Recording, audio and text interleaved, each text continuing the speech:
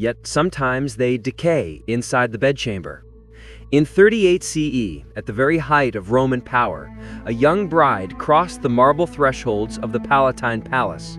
Her name was Valeria Messalina, only 15, selected to marry Emperor Claudius, a man more than twice her age, frail in body, yet laden with imperial authority.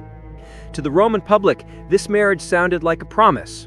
A fertile empress of noble blood, a girl meant to embody virtue, bear heirs, and steady a dynasty still haunted by Caligula's madness. Beneath the garlands of that wedding day, another tale had already begun to move, the one that would carve her name into memory as the most depraved empress in Rome.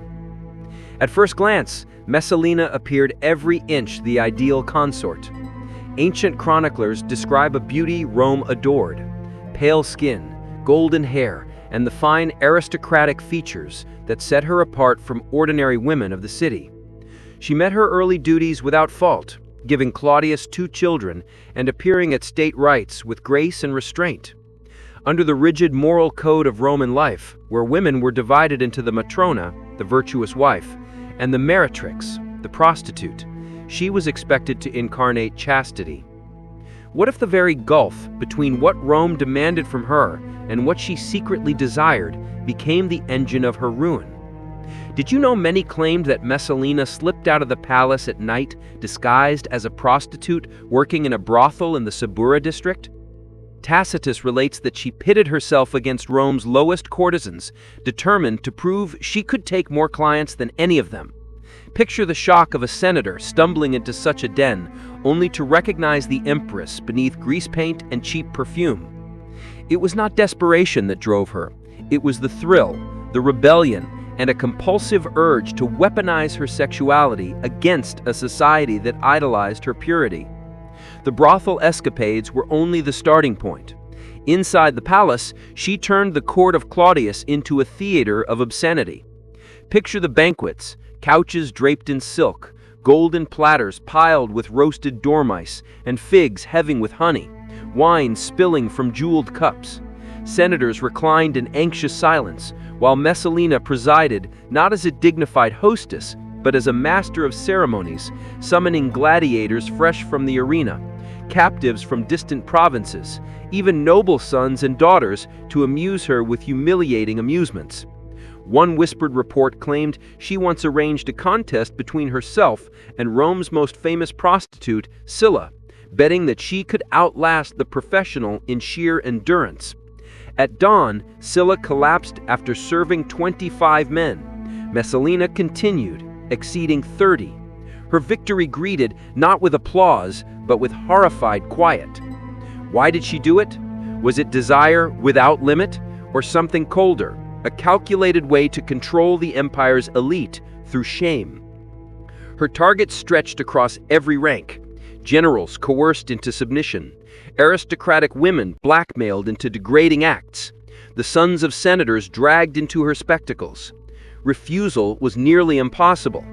Those who spurned her advances often met sudden ends. A tribune found floating in the Tiber, a noble stripped of office overnight. The message was unmistakable. Rome's empress did not accept denial.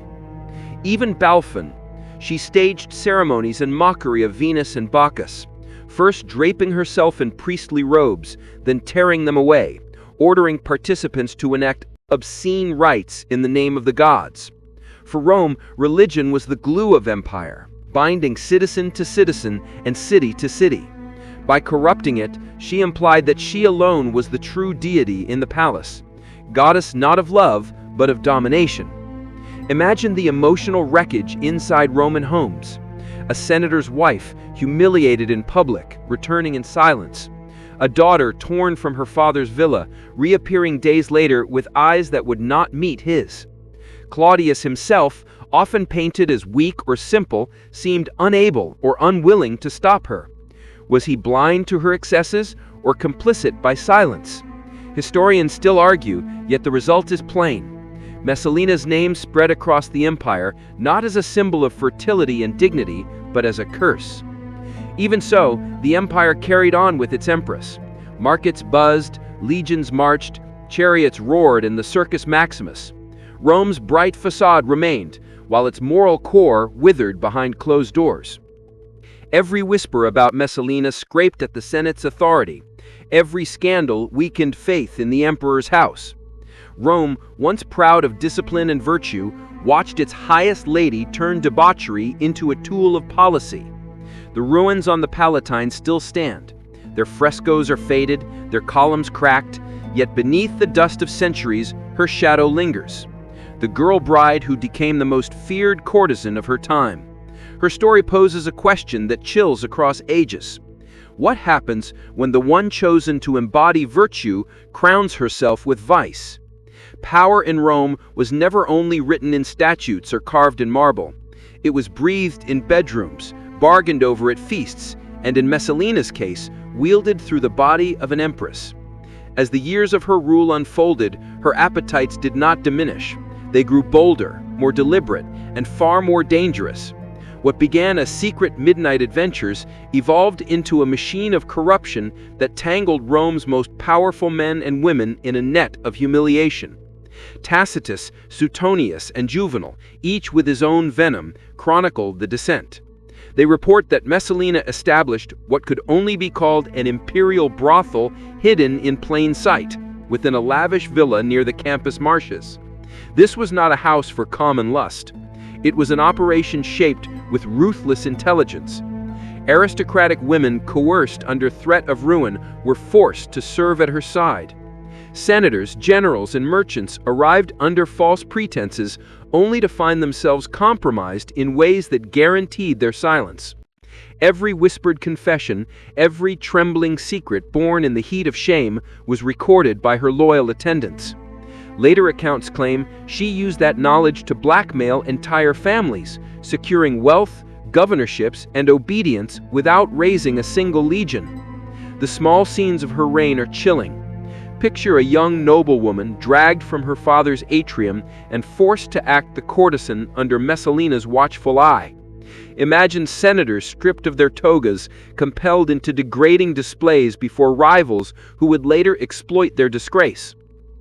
One soldier who escaped the villa said the experience was worse than battle, admitting blood dries, shame never does. This was Messalina's cruel brilliance. She learned that sexual humiliation could break men more completely than the sword. Her cruelty marched with spectacle. By the early 42nd CE, her gatherings were notorious. Disguised as festivals for Venus or Bacchus, they began solemn, incense climbing toward the gods, then slid into staged orgies where the ruling class performed acts they would never dare to confess.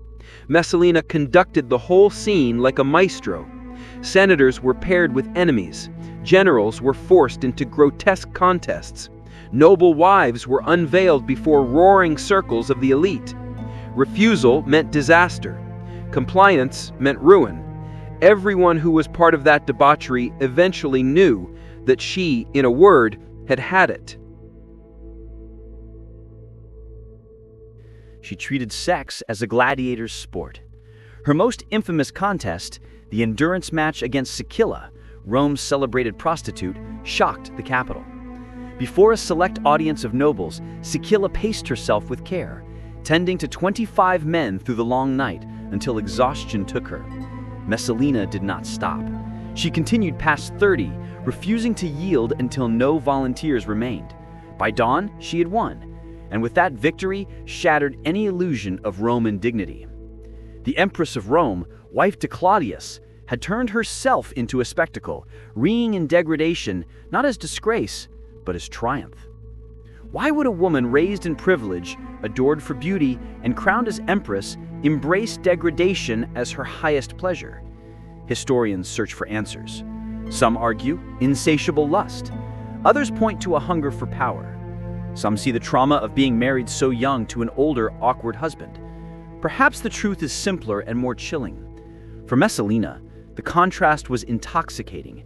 The more her public role demanded chastity, the more thrilling it became to betray it.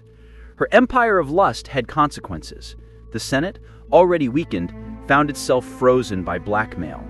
Governors were chosen not for ability, but for silence. Generals stood loyal not through honor, but through fear of exposure. Rome's policies twisted under her unseen hand.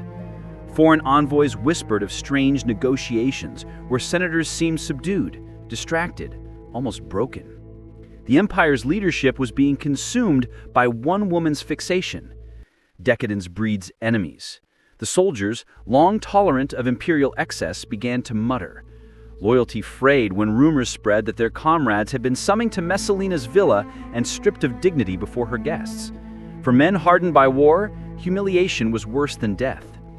The barracks rang with whispers and curses that elsewhere would have meant treason. Her paranoia swelled. Guards tightened, punishments grew harsher. The spectacles turned crueler, as if doubling the shame could strangle rebellion. Each act cut new cracks into the fragile facade of her dominion of desire. Rome had survived fire, plague, and invasion. Could it survive an empress who ruled through degradation? The breaking point arrived in 48 CE with an act so bold it still staggers historians. While Claudius was away in Ostia, Messalina staged a wedding. Not a secret tryst or a private oath, but a full Roman marriage to her lover, the senator Garcillus. Priests attended, witnesses signed, contracts were sealed. Every ritual Rome required stood in place to legitimize the union. By law, she was now married to Caius, while still holding the title of empress and wife of Claudius. This was not mere scandal, it was open revolt. She stepped out of shadow into daylight, her lust transformed into treason. What could have driven her to such madness? Did she believe Claudius would submit, that the Senate would yield, that Rome would accept two husbands for its empress? Or was it compulsion, the need to escalate until destruction was certain? Whatever the motive, the act proved fatal. Loyal freedmen ran to inform Claudius. At first he laughed.